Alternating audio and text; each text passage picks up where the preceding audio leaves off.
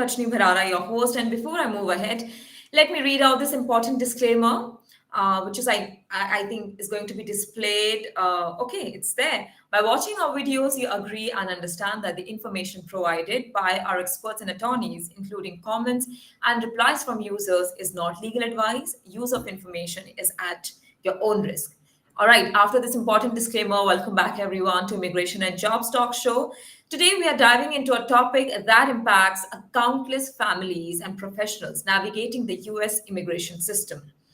H4 EAD. What are your rights and how can you secure employment in the US?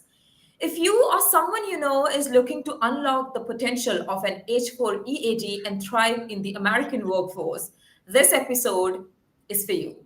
We are honored to have a truly exceptional guest with us today, Steven Hamrick. Steven's career is a testament to his passion for empowering people and solving complex immigration challenges. He's not just an attorney, he is a problem solver, an advocate, and a champion for those striving to achieve their goals in the US. About Stephen, let me tell you a bit more. Stephen brings a wealth of experience and incredible story to our conversation today. And currently, he's practicing at Tro and Rahal PC. Stephen specializes in employment based immigration, helping individuals and businesses navigate the intricacies of US visa applications. From O1 and EB1A petitions for extraordinary talent to L1 visas for multinational executive. Stephen has a track record of turning challenges into triumphs. One of his standout accomplishments, securing a rare Q1 visa for a non-Disney employer, a true testament to his innovative approach and expertise. But Stephen's work isn't confined to the legal field. He plays a pivotal role in fostering international connections through his position on the board of directors at the French American Chamber of Commerce, where he also serves as assistant secretary and co chair of the International Committee. His leadership reflects his commitment to creating opportunities for global talent. Now, before joining the world of immigration, Stephen spent nearly 25 years as a federal regulatory attorney and litigator, earning recognition as one of Maryland's top attorneys in his field. His dedication to service is evident in his pro bono work, which earned him honors from Maryland's governor and chief judge for his efforts in foreclosure prevention. Stephen holds both his JD and BA degrees from American University and is a proud member of the Maryland and District of Columbia Bar Association. With every case he takes, Stephen combines his deep expertise with a genuine commitment to helping people achieve their dreams. Now, I would also like to tell you that for H4 visa holders navigating employment rights and opportunities in the US, especially around this time, can be daunting. But today, Stephen will shed light on the path forward, offering actionable advice and answering the questions that matter the most to you. Now, without any further ado, let me give him a very warm welcome. And yes, welcome him on Immigration and Jobs Talk Show, as this is his first time here. Stephen, It welcome to Immigration and Jobs Talk Show. How are you? is. Thank you, Rajni. I mean, what an introduction. I keep looking around. Who is she talking about? But it's me. So thank you for that. That was very, very kind of you. Thank you so much, Steve. I mean, you deserve it, right? You have been into this field since so many years. So, I mean, you deserve that introduction. And thank you so much for being here. And thank you so much for actually now, making time to do the show. So, it's an honor having you on the show. So, now, without any further ado, Steve, I would like to ask my very first question. Of course, go ahead. Yes, recently, the presidential election results came out, and the results favored the Republican Party, and Trump, came into power for his second term, and now there are talks in the news about the kind of picks he's having, the kind of people he's picking on his administration. So there's a Yes. lot of controversy going around for that. So I would like to know from you, what do you think? I mean, what do you have to say? Do you like this result? I don't think anybody who advocates for immigrants and non-immigrants enjoys this result. Yeah, he has said on the campaign trail that immigrants poison the blood of the country and other, rather hateful comments like that. So no, he's not. He's probably not a favorite in the immigration bar, but I think it matters more what he does than what he says, and he's kind of bombastic, so he's going to say a lot of things really without thinking about them. And I think most of his worldview is from Fox News anyway. I think he watches that pretty religiously. So I'm more concerned with, what is he going to do? And I think, given his history and his potential future policies, and in particular, regarding the H4 EAD program that we're talking about today, I think H4 spouses should really consider taking a few steps to prepare for possible restrictions or even elimination of their work authorization. I think the first thing to do is maintain valid status. Make sure you know your expiration dates, all right? And file those renewal applications as soon as you can. So H4 EAD renewal applications can be filed up to 180 days, is 6 months just about before expiration. So take advantage of, there's an automatic extension for timely filed renewals. Take advantage of that. Get those renewal applications in there. And ensure that your H4 status remains valid. Okay, that's a prerequisite for EAD eligibility. And something they can do is if the principal has an H-1B that's coming up for extension, file the H-4 extension concurrently with the principal applicant's H-1B extension petition when possible, because for another couple of months, I think it ends on January 20th, 2025, but the USCIS will take a bundle approach, and if the H-1B is in premium processing, then the H-4 would also be processed according to premium processing. Another thing that H-4 folks in H-4 status should think about are alternative options. Maybe it's a good idea for them to try for H-1B status. You can do it through the annual lottery or through cap-exempt employers. There are certain employers who are cap-exempt, not subject to the cap, nonprofit research institutions, entities that are affiliated with universities and research institutions and such. You can get H-1B status right away through them or through the normal process. You don't have to wait for the lottery. So this will provide independent work authorization, right? And you won't be tied to your spouse's status. Right. There are other visa categories too. Other work authorized statuses like L1, E1, E2, O1 that would offer more stability than the H4 EAD program. And then there are other kind of like non-immigration law things that folks in H4 status could do. That's a little, like a little career and financial planning. You want to develop, build some transferable skills, right? Develop skills that are valuable internationally or in remote work settings, right? You consider online courses, certifications to enhance your employability. Financial preparation. It's a good idea for everybody to have an emergency fund, but I think for H-4 families, even more so, because we're not sure what Donald Trump in the White House and a Republican Congress will do to H-4. Will they allow H-4 folks to work or not? They may take that away. To build an emergency fund that covers any potential periods of unemployment and discuss some contingency plans with your employer, including remote work options in case things go haywire and you're forced to leave the U.S.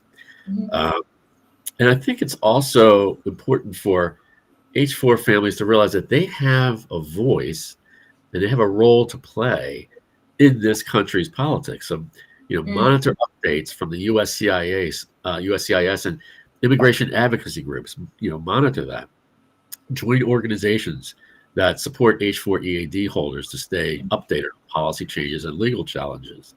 And I think, you also want to have an immigration attorney you trust, to understand individual options and risks. Right. Joe and Ray Hall, we really adopt a client-focused approach on everything that we do, and we also have a monthly newsletter that goes out that discusses all of the recent changes in the last 30 days in immigration law.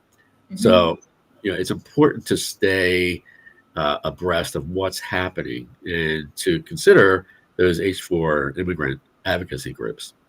Um, so, as far as expediting the green card process, consider options like the EB1 or national interest waiver petitions to help make one eligible for a green card whenever their priority date becomes current.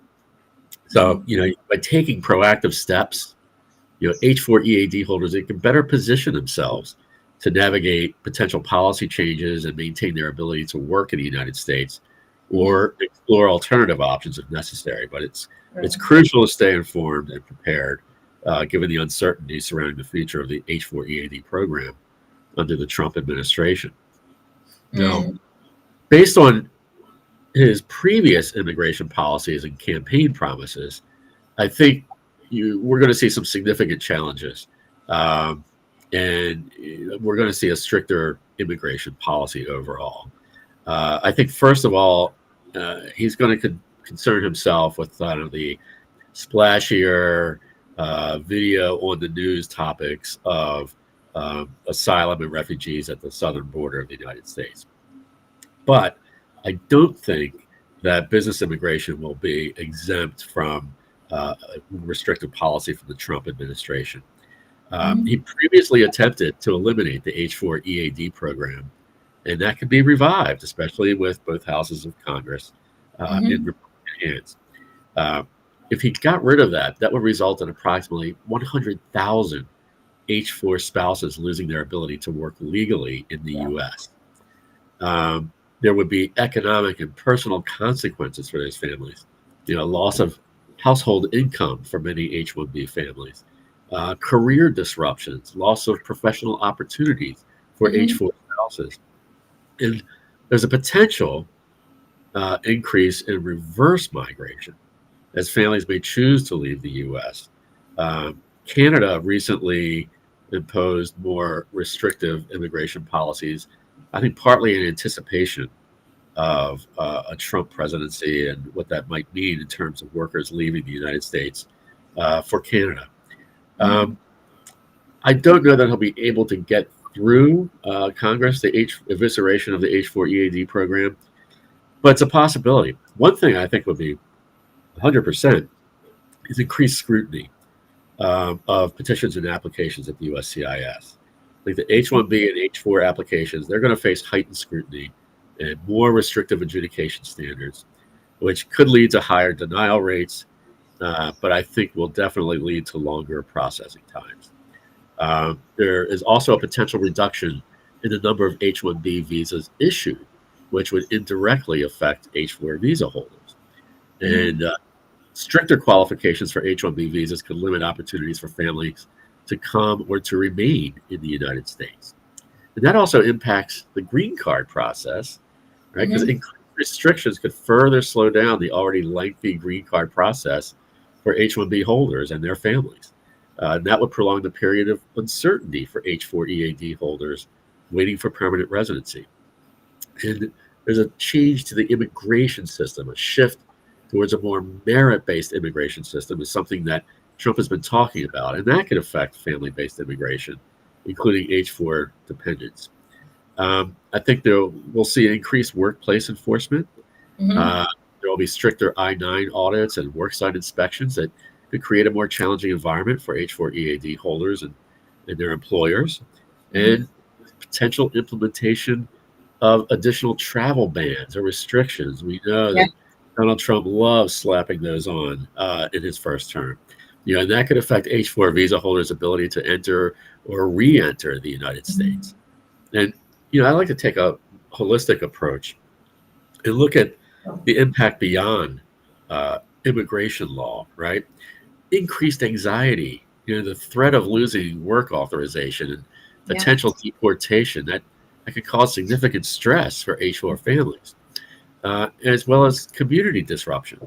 If he continues on his mass deportation kick, that could separate families. Will Yeah. disrupt communities, especially communities that have high concentrations of visa holders. Even though he says he's only going to go after those without status. Yeah. Another thing we could look forward to, if we want to look forward to it, is increased litigation. Right, there's going to be a lot of Yeah. litigation.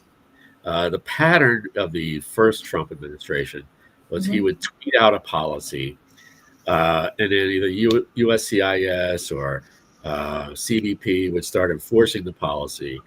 A group of immigration attorneys, usually through the American Immigration Lawyers Association, um, they would file suit, and then the court would Right. strike down whatever that policy that was because it didn't comply with the Administrative Procedure Act.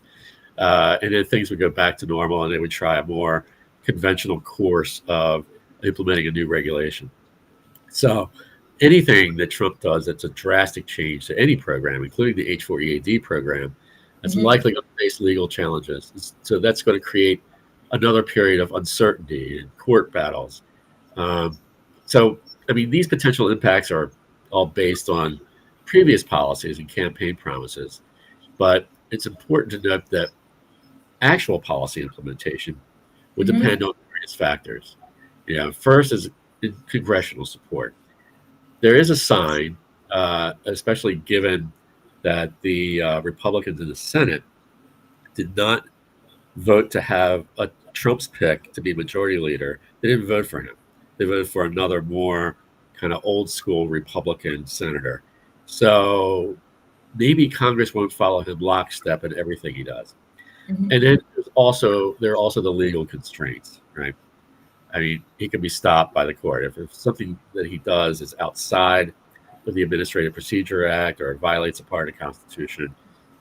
We have to rely on the courts, which are dominated now by Republicans, unfortunately, but Trump appointees.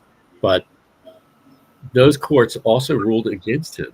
When he tried to have the 2020 election overturned, he filed 60 some suits. All but one of those suits were dismissed, even by Republican judges.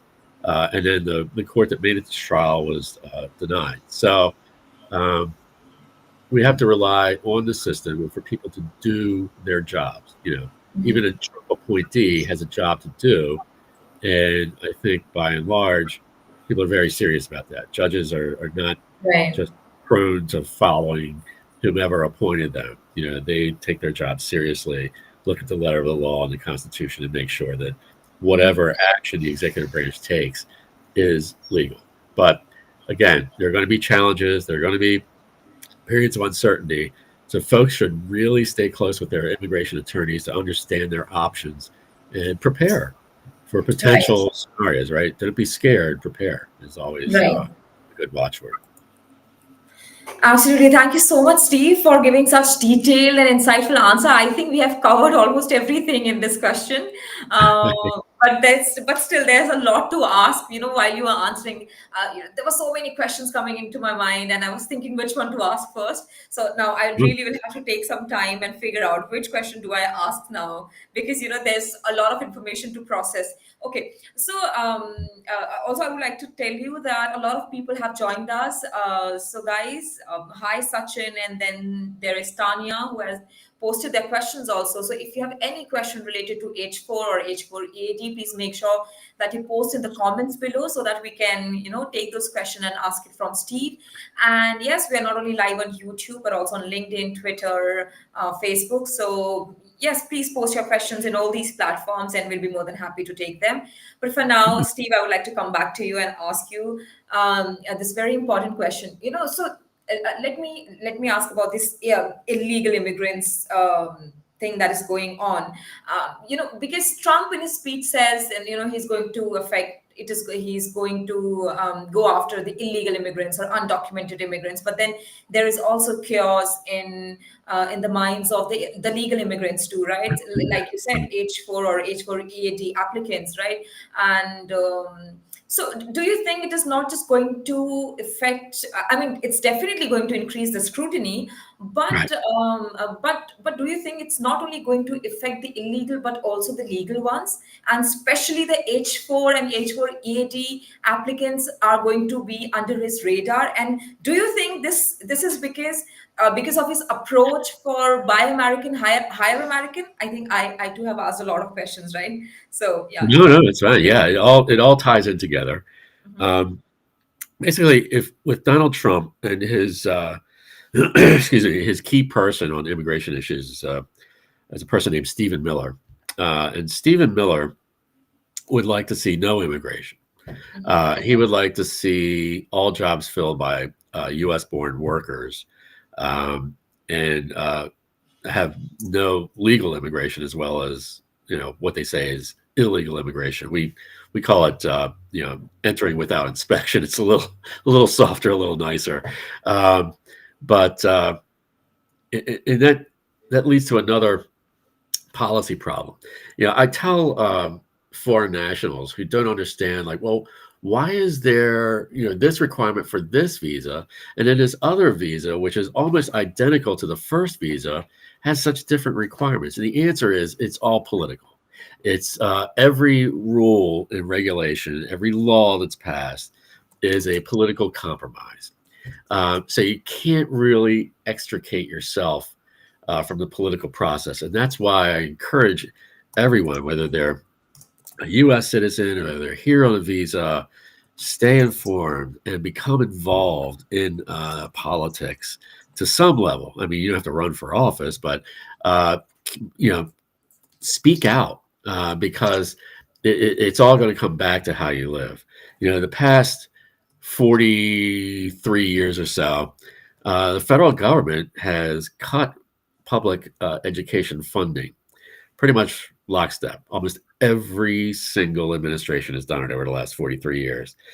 And the result is that you have a workforce that is not great when it comes to high technology. My understanding from one of my clients is that in Chennai, you have to be able to code a program in order to get to seventh grade. And in the United States, we have coding camps that are maybe a week or 2 weeks, and that's the coding education that a child gets by and large through public education in the United States. When these folks graduate, they become of working age. There's no competition, right? The child in Chennai is far ahead of the child that was educated in U.S. public schools without any type of extracurricular coding. And let's face it, some of these camps are expensive, so most families can't afford to send their children there. As a result, employers in the United States have to look elsewhere. I've had more than one business owner tell me, look, I have looked and looked and looked for U.S. talent.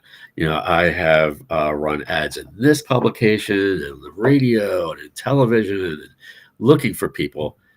There are no qualified U.S. workers. So what do? Some industries are just aren't. Either Americans aren't qualified or they don't want to do it. So then what do? Well, that is actually what undercuts Stephen Miller's idea of an immigration-free United States, because the economy, people still are here to make money. Business owners want to make money. That's the whole purpose of a business, is to make money. And if you can't find the workers to do the work, you're not going to make any money, right? You're going to go out of business. So another bulwark against the Trump administration's restrictive or even hyper restrictive immigration policy are employers who are going to say, look, I can't run my business here.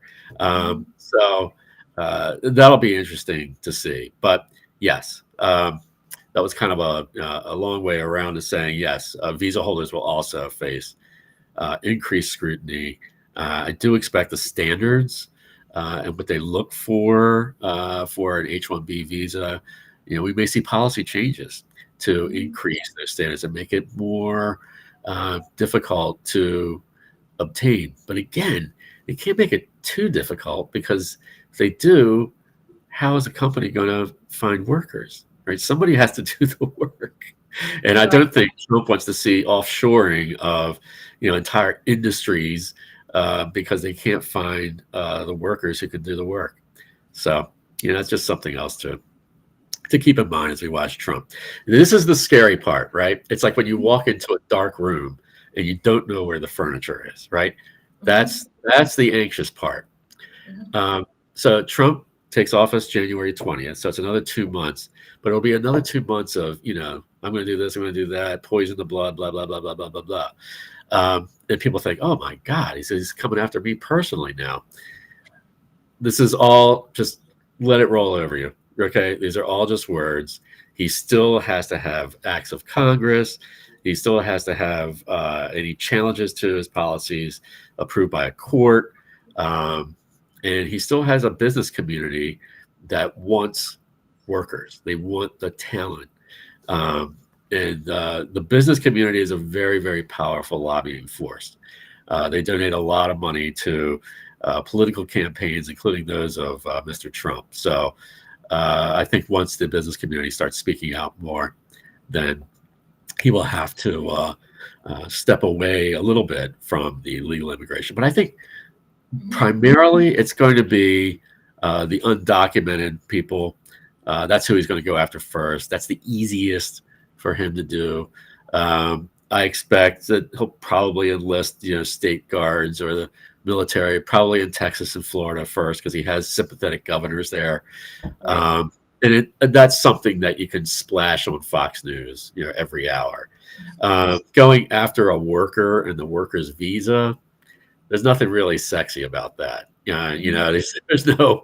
There's no military, there's no National Guard, there's no roundup or anything like that. So I think that interests him less. But there are people in his administration it still interests, including Mr. Stephen Miller. So we will see more restrictions. Yes, Of course, I mean, restrictions and scrutiny is definitely going to increase, but we really will have to wait until he and his team really joins the office and see what policies are they going to implement and what changes are they going to bring, right? that's So, right. yeah. So, Steve, until then, there's going to be a lot of. I think there'll be a lot of conspiracy theories and there'll be a lot of rumors that'll be going around. He's going to do that, he's going to do that, this. But we really will have to wait until he really takes office and really takes in charge. That Yeah, is going. the exactly. I mean, the bottom line of his first administration, he didn't get rid of the H-1B, right? He didn't get rid of L-1s. He didn't get rid of it. Um, but the number of requests for evidence shot up. Um, that may have been like an all-time record. So I think people can anticipate that when a petition is filed for them, there's a higher likelihood of a request for evidence being lodged against it than before. Uh, so it lengthens processing times. It doesn't mean that the petition is going to be denied. In fact, I would say if the petition, meets the requirements of the regs, it will be approved. Should be, but you can expect more RFEs and longer processing Yeah. time. No, But that don't that is panic. something that's going to be happen for sure. And Yeah, Steve, we also have people joining us from LinkedIn. So Kevin is here who says there are legalities. that's Um, true. Right. And then Shikha is also here. Shikha says, hello, I'm going to apply for H4 EAD. I have been laid off on H1B visa. Because of market conditions, should I apply now or wait for Trump administration? Can I change my visa from H4 EAD back to my previous H1B in the future? Yeah, I think Sheikha has the right idea. Um, I would do the H4 now. Okay. Okay. And H4 EAD, do that now. Again, I don't say that because Trump is going to take office on January 20th. I think it's always a good idea, to keep your work status alive Right. and return as soon as possible. So yes, do the H4 EAD now, and then in the spring, have your employer register you for the H1B cap. Um, I think that would be a wise move, because the H1B is not under threat like the H4 EAD. And H4 EAD, again, this is all speculation, but we know that Trump is against the H4 EAD, tried to get rid of it in his first term. So that's probably going to be raised again. He's probably going to send something to Capitol Hill that gets rid of the H4 EAD. What he has USCIS to do, it's anybody's guess right now, but he will have that in his crosshairs. But again, that's not going to be on January 20th or January 21st. That's going to be, I think, months down the road. Trump likes to see himself on TV. Okay, that's what he loves to see. So what's going to get him on TV are making outrageous statements for the next 2 months, and I promise you, he will do that.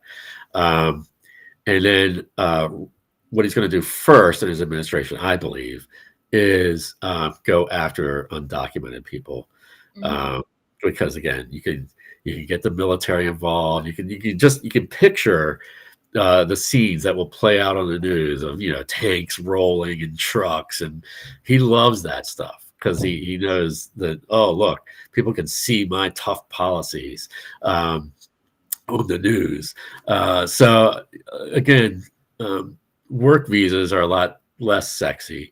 H4 EADs, some of the more conservative legislators target that because they feel like, well, gosh, somebody comes over from abroad and they have a job and all these Americans are out of work, and now we want their spouses to work too. I mean, most families are dual income families. So there's a reason for that. It's tough to make it without two incomes in this country.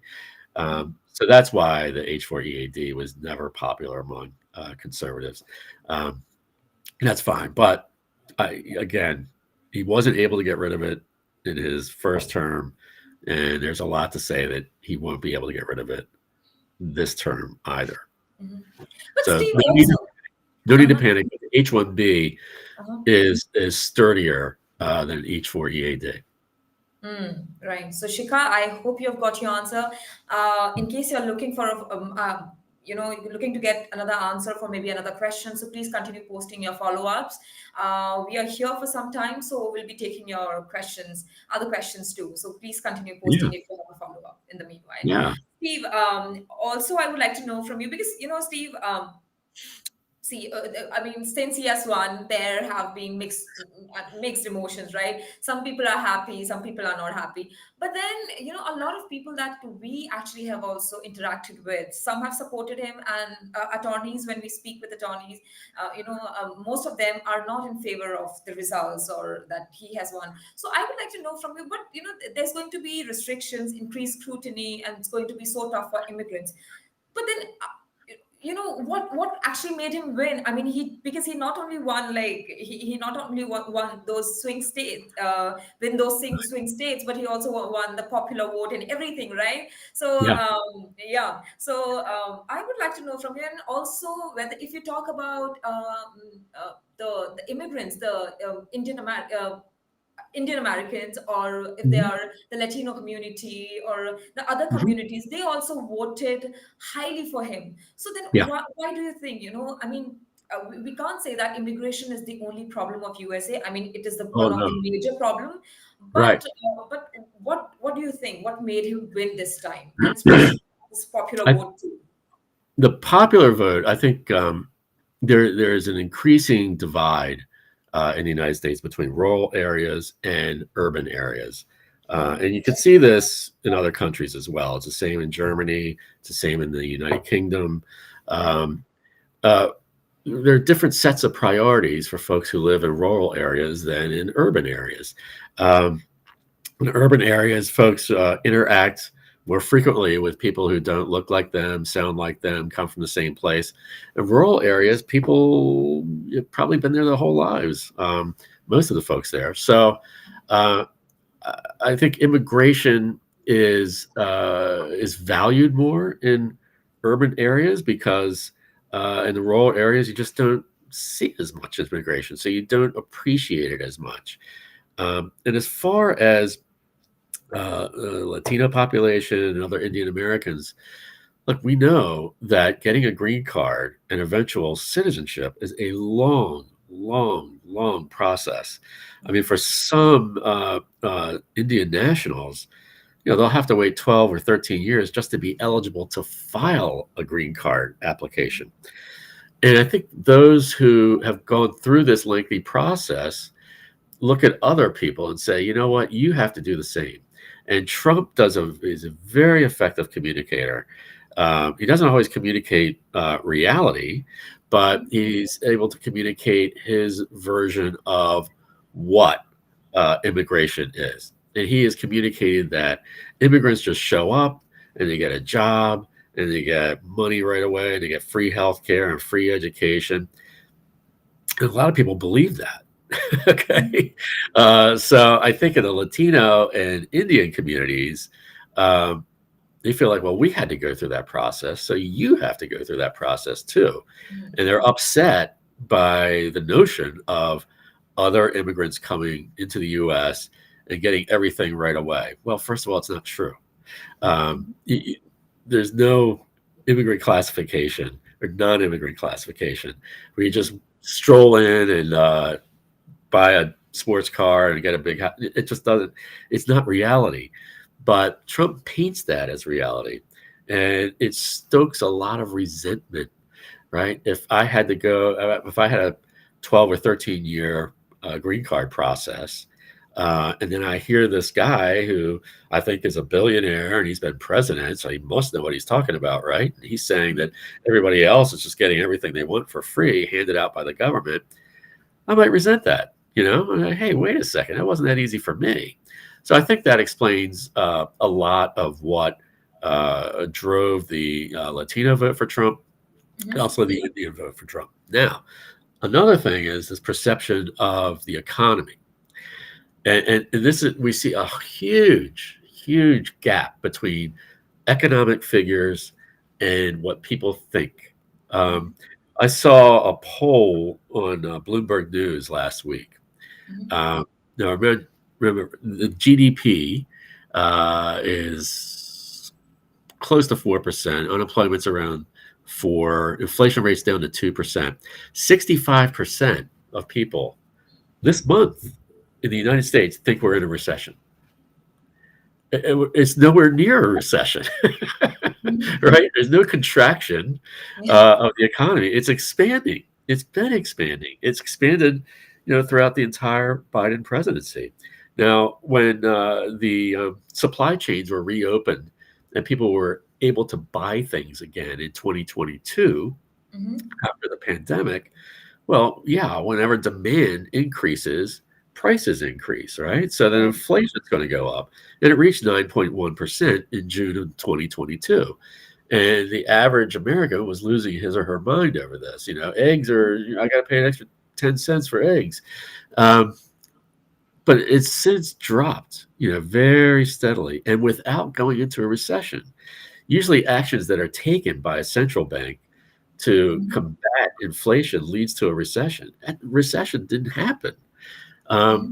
It's still a very strong labor market. But Trump gets up and says, everything's terrible. Everything's a mess. Everybody's losing their shirts. And all the worker feels like, things are more expensive. Things were bad. And I think that Latino voters, Indian national voters are just like everybody else, right? We have to buy food, right? Everybody, doesn't matter what your ethnic background is. And we certainly felt it in 2022. What's interesting for me is that as inflation has dropped by, 70+% over the last 2 years, people just didn't feel it. They call it the vibe economy. It's not what the data shows, it's how people feel. And I think that's how people vote. People vote on how they feel, not on any particular data point. Right. So thank you so much for answering and taking that up, Steve. We also have a question from Samuel, and I would like to take that. But before this, I would also like to ask you that do you think, because people, and especially the people who are there with on H1B visa, they are expecting the biggest, right? Also because they the students also who are looking out for a job right now, and because they don't Right. have much opportunity in the market, and because the market Right. condition is not right at the moment, so they are expecting that after Trump takes back the office and he comes to the White House, it's going to be good for the market, right? And they are expecting that everything, because with his understanding of business, and then his administration like Vivek or Elon, their understanding of the Right. market and business, it's going to be good for the economy. And now, they'll have good jobs, or will have more opportunities. So do you think that is also going to do you think that will be possible, or is it going to help people with more opportunities, and is the market going to be better? It's I'm not a market analyst. I watch it closely, but I'm not an official certified analyst. Um, the Possible, is it probable? I kind of doubt it. The market has its own universe and environment, and regulations do not always affect the market the way people expect that they will. So I think Elon Musk is worried about two things. One is Bitcoin, because he has Doge, Mhm, um, and the other are EVs, right? The electric vehicles, because mhm. he's trying to get that going. I think he will push for fewer environmental regulations. Um, what does that mean? People say environmental regulations killed the coal industry, which isn't true. I mean, it had nothing to do with it. It's just no more coal in the ground. That's what killed the coal industry. Um, so, uh, and so I think if you're going into EV or Bitcoin, perhaps so. But if you look at some of the other proposals, excuse me, of Trump, the tariffs, right? He loves tariffs. It's the most beautiful word Yeah. in the dictionary for him. I mean, that's Um, what he says. yeah. That's his favorite So word is tariff. Yeah. yeah, if you slap one tariff, that's inflation, because now the price of that good that's being imported is going to go up 20% or 10%, whatever he raises it. He's talking about 60% on goods from China, which, if you check almost every product, there are a lot of products made in Yeah. China that's being sold in Yeah. the United States. Mhm. It'll also lead to counter tariffs. There is 100% guaranteed certainty that other nations will slap their own tariffs on American goods. So now you're restricting growth of American producers, and you're raising the price of goods imported into the U.S. Well, that's inflation and shrinking growth. So that's not good. That's not good for the economy. Um, he's promised a whole slew of tax cuts. One study I saw said that it would increase the nation's deficit by $8 to $15 trillion. Um, well, that's going to have an effect on the interest rate for, say, a 10-year government bond, which is now around 4.4%. If the deficit gets too high, then folks who buy securities of the United States are going to demand a greater return. So they're not going to buy at 4.4%. They're going to say, I need 5% as a guarantee against the default, because your debt is way out of control. So as the debt climbs, then we'll see the bond yield rise along with inflation. So it could be a big mess. Now, we're basing all of this is based upon what he said on his campaign over the last 10 months. Yeah. Um, Once we get into the realities of what life is like in 2025, 2026, Mhm. he could always pivot. He could say, "Well, I'll slap this tariff, but maybe not so many tariffs," and kind of back off of it a little bit. I mean, if inflation starts rising, he knows what that did to the Biden administration and the popularity thereof, from the 9% inflation in 2022. So he may back off of that. But as far as immigration goes, he's going to go for the splashy stuff first, the stuff that you can see on the news, the undocumented people, and probably just tighten the screws on the work visas. Yeah, I don't think that.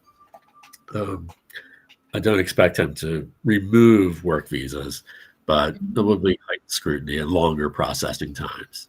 Yeah, yeah. I mean, that's like you said before. Also, I mean, it's definitely going to happen.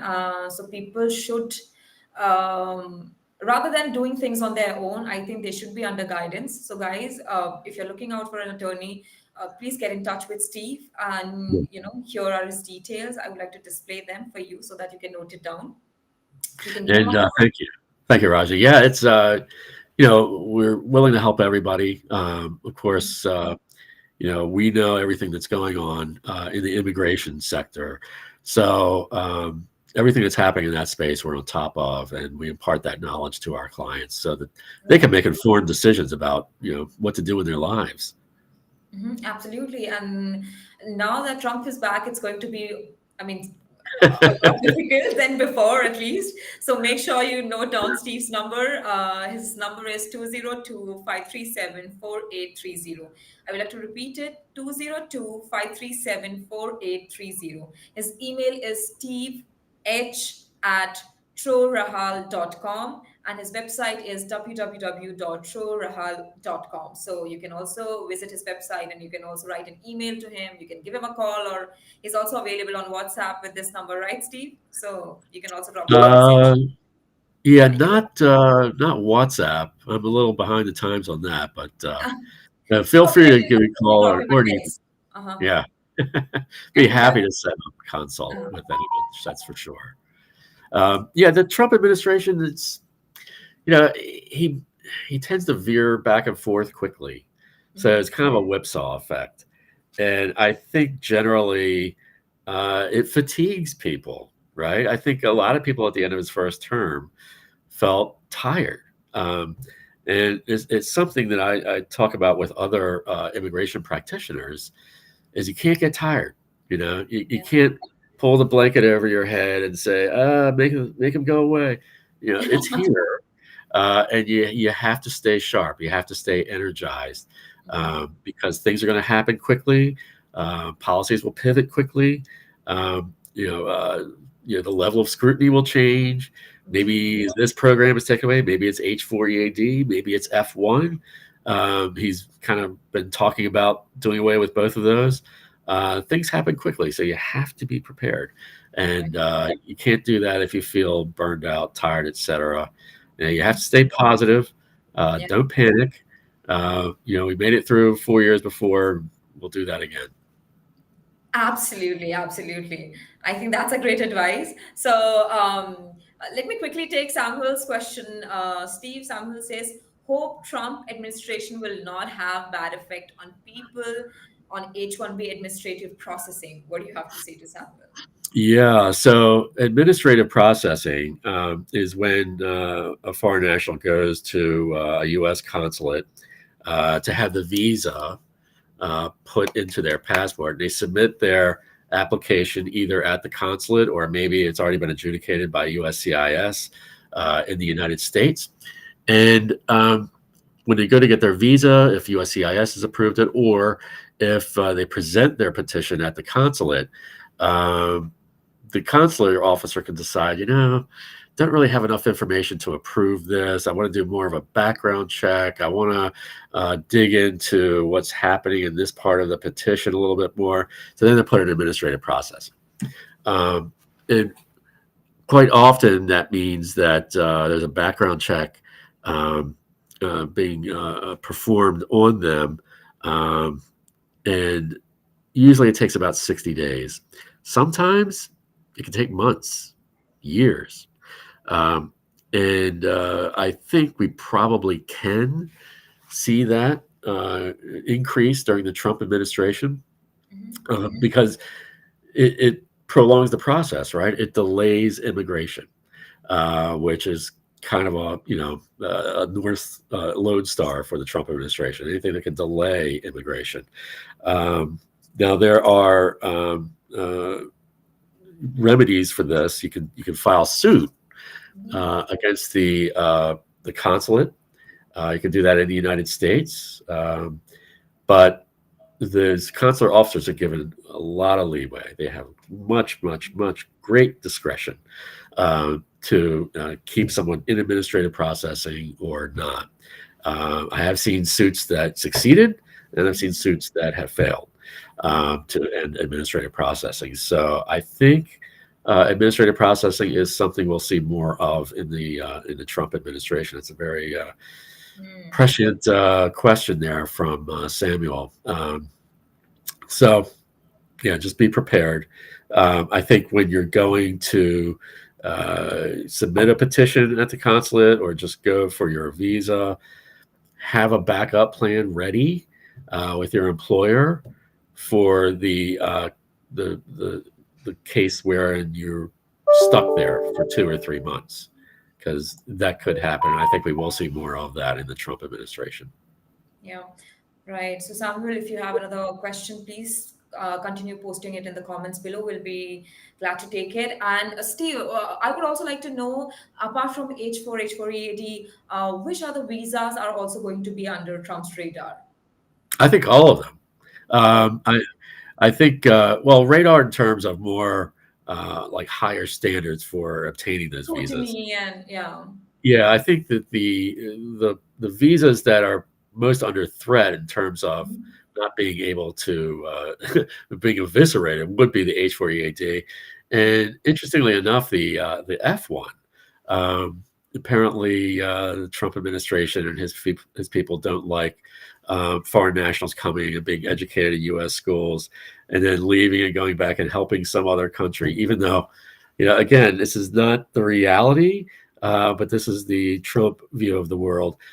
Even when students go back to their home country and get involved in business, medicine, whatever, the world's business is so interconnected Mhm. that whatever contributions that person makes, whether it's in the United States or another nation, will be felt somewhat, indirectly in the United States.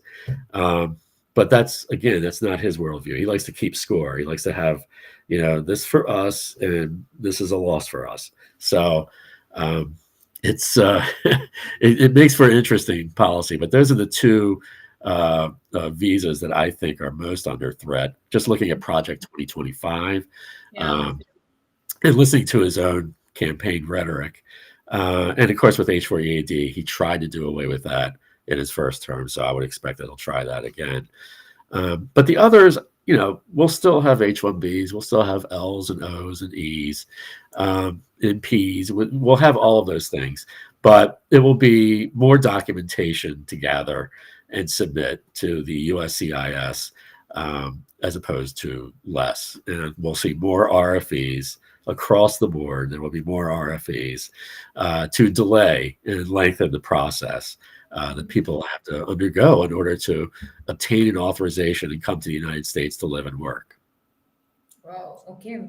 So not just H4 EADs, but also F1s. I mean, but what about the fact that he says that he's going to give out green cards? I mean, I don't know if he said this uh, just so he can Well, gain attention during his campaign, or he really meant it. So, yeah, as an attorney, I would like to know from you, Steve, what do you think? He's actually going to give out green cards to the students who gets graduated from the American universities? he might. I mean, if you graduate from a U.S. university, getting a green card or at least a shortened path to a green card, I would Mhm. welcome it, because Yeah. I think in his first administration, we saw a little bit of a brain drain. Okay. And that's a very real, it has a very real effect on business, right? Mhm. Um, and sorry, one of my cats is here. So, so Canada accepted these people with open arms. And I think Mhm. Trump noticed that. Um, Mm. why? Because it was on television. So a lot of what he says, people who worked in his cabinet in his first administration, so many of them did not support him in this campaign. They Mhm. say he's not a big reader, and he doesn't have a large attention span, so he gets his information in little bits and pieces. So when he says, "I'll give a green card," does he know what that means? Does he know that he's talking about the brass ring? It's just giving that to anyone who graduates from a U.S. university. I again, a lot of what he says, if I hear him say it multiple times, then I start to think, okay, he's serious about this. If I hear him say it once or twice, then it may just be something that sounds good to him. Um, so I wouldn't bet the ranch on graduates from U.S. universities being able to shortcut the green card process. But you Uh-huh. never know. It seems like something that Stephen Miller would be against. Right. So that's another reason why I don't think we're going to see that. Right. Maybe it's good for the television attention that he wants to get, right? So you never know Yeah, what might. yeah. I mean, that's kind of what he likes. He likes to be on TV, and for especially his generation, back when there were only three networks. I mean, I grew up like that. I'm about 20 years younger than he is, but um, being on TV was a big deal because there weren't so many channels. There weren't streaming channels, and I think he equates that with success. Like I'm on TV, that's a that's an imprimatur of success. So I think he likes that. Wow. Well, I mean, if you talk about Trump, there's a lot to talk about, right? So, There will be for the next 4 years. Yeah, right. he gets people talking. That's for sure. Yeah, that's true. And we are going to have you, for a lot of shows so that we can have these kind of conversation and we can understand, Sure. his policies and what he says uh, better. But Samuel is actually back, Steve, and he says, I'm Yeah. on 9 months on administrative processing now. What could have been the cause and how can I approach the embassy? Well, excuse me. A few things could be now. When a person is put into administrative processing, it's kind of like entering like a black box. The Department of State will not give you a reason why. They won't tell you why. They won't tell you how long you're going to be in administrative processing. So there's no way to know definitively. Um, Usually, it's because the consular officer saw something in Samuel's background, and it could be just nothing that he did, but maybe he's had business in Russia or Syria or Iran. Um, that is usually going to put you in administrative processing because then they're going to run checks um, with the security agencies about do you have anything on this person? So that's one reason why. Another reason why is that certain embassies and consulates get backed up.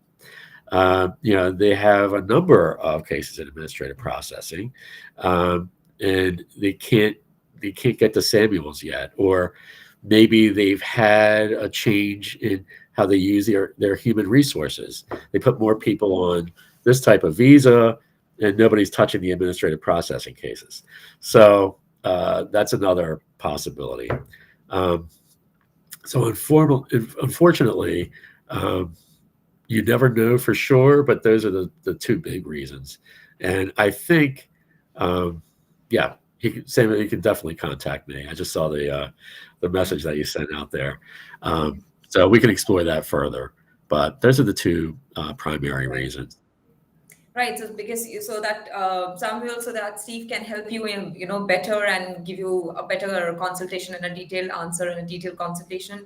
He will need more details regarding your case, so maybe you can get in touch with him and directly contact him. And his number, I'm sure by now you must have noted it down, but in case you haven't, let me again read it out for you. Here are his details. Let me quickly display them. Okay, here they are. His number is 202-537-4830. I would like to repeat it, 202-537-4830. And you can also email him. His email ID is steve@trorahal.com, and his website is www.trorahal.com. So make sure to email him and also to visit his website and give him a call or drop him a text. Steve, with that, I would like to, we have a group, Facebook group, where a lot of people post their questions. So I actually got a lot of questions regarding H4 EAD. So I would like to actually share the screen and ask a Okay. few questions from those groups that people have posted. Okay, here it is. Okay. So this anonymous member says, "Hello everyone. Did anyone have here recently received H4 EAD approved from California Service Center, applied in June 2024, along with H4 extension I-539, and haven't received any response yet? What do Hmm. you think would be the reason?" Hmm. I wonder if they received a receipt notice. They should have a receipt notice by now. Mhm. And if not, I would make an inquiry. You could call the USCIS 800 number, and you can make an inquiry about that. Mhm. Unfortunately, if you don't have a receipt notice, then you don't know what the receipt number is. Mhm. So I'm not sure there would be much help in that, but you can call that 800 number. It's on the USCIS website Mhm. and find out. I would have expected that um, this person would have received a receipt notice or a rejection and received the application back in the mail, certainly in the last 5 months. If USCIS just neglected to send the receipt notice or the receipt notice got lost, which is even more likely, then you're almost at the time when they would approve it. So hopefully the next thing you hear is an approval. But I think a call to the 800 number is warranted in this case. Okay, okay. All right. Thank you so much for answering the question, Steve. And here is another question. How long does it, from Sandeep, and he says, how long does it take for H4 EAD renewal to be approved after RFE response has been submitted? H4 plus H4 EAD renewal was not submitted in premium processing. Right. California Center RFE was due to missing photos. Hmm. Yeah. I mean, that could take months after the RFE response. Mhm. Um, the first thing I would do is get on. There's USCIS has a online case status page. You get on that page, type in the receipt number, and then you can see what the last action was in the processing of your application. And Mhm. hopefully it says that the RFE response was received. That's the first step. And then again, if you want to know how long it's going to be, they're probably not going to say anything, but it could be a few months. You can try calling the 800 number again. That's on the USCIS website. See if you can get an answer that way. Mhm. But it could be a few months. Okay, okay. So thank you, Sandeep, for your question. And then there is another person called Sinu, and he says, "Hi, I have submitted my application for H4 EAD on March 25, 2024. Received the receipt notice, still waiting for the original EAD card. Does anyone has the same situation waiting for EAD card for this long? I would Yeah, appreciate your feedback. What do you have to say, Steve?" yeah. It I've seen it take up to 9, 10 months. Excuse me, for that type of application to be adjudicated. So it's been 8 months. Um, Again, I would recommend calling the 800 number on the USCIS website just to make an inquiry, Mhm. um, because he has the receipt notice but no approval yet.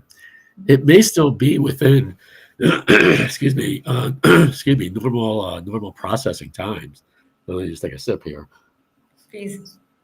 Um, so if it's within normal processing time, and it might be, depending on the service center, then he's just going to have to continue waiting. Unfortunately, I think Prasuna's comment underneath of that post is very good. Which Which center? center? Yeah.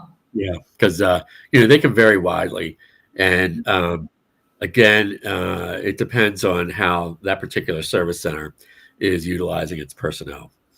Mm. Sometimes they'll focus on one type of petition or application type and not another, and they'll switch back and forth. One starts piling up as opposed to the other. So it may be that that service center is just being very slow with the H4 EAD applications. Mhm. Okay.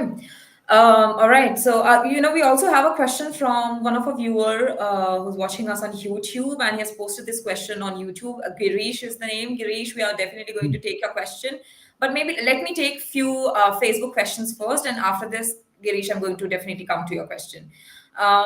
Okay, so one question from Rohit. He says, my H4 showed new card being produced and few hours later shows case approved. Does it mean card is in production? Is there a reason to be worried? And his second question is, once it shows case approved for EAD, how long does it take to receive the physical card? So let's take one by one. The first Yeah. question. So he has some good news. Um, the card being produced means they're actually, making that plastic card. So that's good news. That means he's going to get the EAD card. And case approved is always good news. So no, I don't see any reason to be worried. And how long does it take? It can take 3 or 4 weeks after after you see case approved on the online case status site of the USCIS. It could take 3 or 4 weeks to get the card. Mhm. And considering when he asked the question, I certainly hope he has it by now. Right, right. Okay, I think that's it for. Okay, maybe let's take one more because this is posted, I think, just 2 days back. Yeah. So Nayana says H1 and H4 extension applied in June, H4 EAD applied in September. We mentioned our H1 and H4 extension application number while applying H4 EAD. Received H1 and H4 in October, but still H4 EAD is in case received status. No updates. What should I do? Yeah. So the fact that they have the H4, that's good news. But filing in September, it's only been about 2 months. We've seen EADs take those applications taking anywhere from 3.5 to 9 months. So depending on the service center. So I would just sit tight until maybe the end of December. Hopefully you'll get some good news by then. But if January arrives and you still don't have it, I would call that 800 number and make an inquiry with the USCIS. Mm. Mhm. Okay. I think let me take one more from Rahat from this group. And he says, hi, can an H4 EAD person work on two jobs and does the 40-hour a week applies on it? Yes to the first part, but you would need two part-time jobs and not two full-time jobs. That's not going to work. But they will keep tabs of how many hours you're working at one, Mhm. and you can't really exceed 35 or definitely 40 hours combined. Okay. Okay.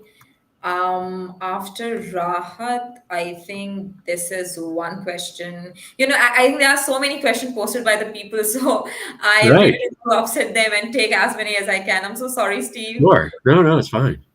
So this question is by Akila, and maybe one this last for from Facebook, and then we can move to Girish's question, and then we are going to have you again for another show. So we'll take in that episode maybe. But yeah, for now, Akila's question. She says, "Hi all, is anyone aware how long does an H4 EAD replacement card take? I have lost mine recently and have applied for replacement. Currently working on receipt notice. Need the physical card ASAP to continue employment. Any suggestions on how to get it expedited?" Hmm. So yeah, that can take a while. A replacement card. Again, we're probably talking more in the time frame of a couple months. So that's going to be into January. To get it expedited, she's going to have to show that she needs that card um, to avoid some type of immense financial loss, catastrophic financial loss. And she won't be able to show that because she is working on the receipt notice. Um, Now, if her employer requires the card to continue employing her, um, then that would be a valid reason because you can say I lost employment, won't be able to pay my bills, is financial catastrophe. You can make that case with the USCIS, um, and that would be a valid reason for expediting the um, production of that replacement card. Mhm. Okay. All right. So I think that's it from the Facebook groups. Thank you so much, Steve, for answering these questions. Of Really means a course. lot. Let me quickly take Girish's question. And Girish says, any changes on impact on U visa? Is U visa bona fide determination process will be removed? Well, we don't practice refugee or asylum immigration law at Trump Ray Hall. We only do business immigration and some family based. So I'm not really the U visa expert, but I think just generally, uh, the Trump administration is going to impose increased restrictions and scrutiny across the board. Mhm. So if there is a determination process, I would expect that to be lengthened. Um, and the requirements and eligibility requirements for obtaining a U visa will likely be heightened. I think we could just expect to see that on every type of visa. Okay, all right. I hope you've got the answer, Girish. In case you are looking for, if you have a follow up, so please you can post it in the comments below. And even if the show, even if we wrap up the show, we'll still be taking your question. Maybe I'll get in touch with Steve and I'll try to get an Sure. answer from him. And or Yeah, maybe when he comes back next for another episode. In that yeah, episode, I can ask that question. right. Steve, also, I have received a question on my WhatsApp actually from one of our Okay. viewer, and this is the question. He says, "Hi, ma'am. I had a K1 visa which is expired by November 2024, and I was traveling to United States. Then after I came back without overstay, and now I'm looking for a tourist visa. So can I have the interview waiver for the same? Please revert and let me know." That's going to be tricky.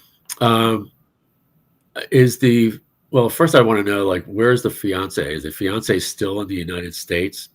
Because if she tries to get a tourist visa, what could happen is she takes that application to the U.S. consulate. The consular also sees she just had a K1.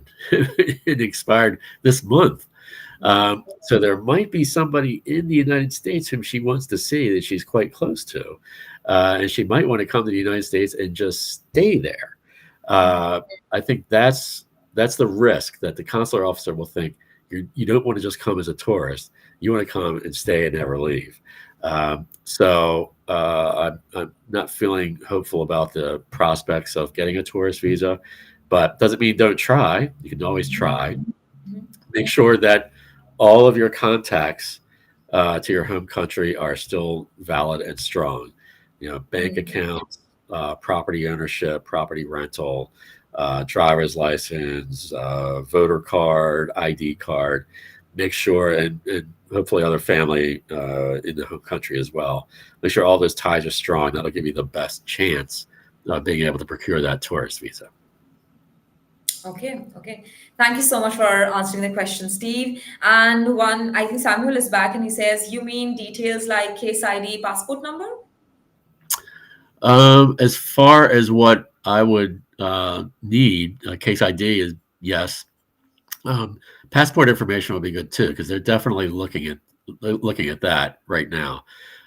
That's if anybody's working on it. You have to assume that there's actually a worker at the consulate who's picked up the petition or application, is actually looking at it and going through why it's an administrative processing. Um, so yeah, all of that information is relevant, and background information, ties that you've had to some of the countries that will always raise the administrative processing flag. Russia, Iran, Syria. Those are the big three as far as Mhm. that goes. Northern Korea, that's another one. Yeah. All right. Thank you so much, Steve. Thank you so much for being here. All It right. was your first That was episode, great. and it was a blockbuster episode. I might say. So thank you so much for being here, for answering the question in so much detail, and being Of so course. insightful with each answer. We really loved having you here. And guys, in case you're looking to get in touch with an attorney or maybe Steve himself, you can get in touch with him. Here Sure. are his contact details. You can note down the number, which is 202-537-4830. I would like to repeat the number, 202-537-4830. You can also email him His email ID is steveh@trorahal.com. His website is www.trorahal.com. Right. So get in touch with Steve, and thank you so much, Steve, for being here. It was Well, lovely having you, and thank I hope you you. enjoyed the show as much as I did. Yeah, I absolutely, and I'll definitely be back anytime you want, Rajni. Thank you so much for your kind words. And thank you so much for joining us, guys. Thank you so much for posting your questions in the comments below. And you can continue posting them because this episode is going to be there forever on our channel. So you can come back again, watch it, and continue posting your Immortality. questions. Yeah. Right. And yes, we are going to get Steve back soon for another episode. But until then, we'll have to take your leave. You stay tuned with Immigration and Jobs Talk Show. I'll see you very soon. Until then, I'm Rajni Parara signing off. Make sure to subscribe and follow Immigration and Jobs Talk Show. Bye for now.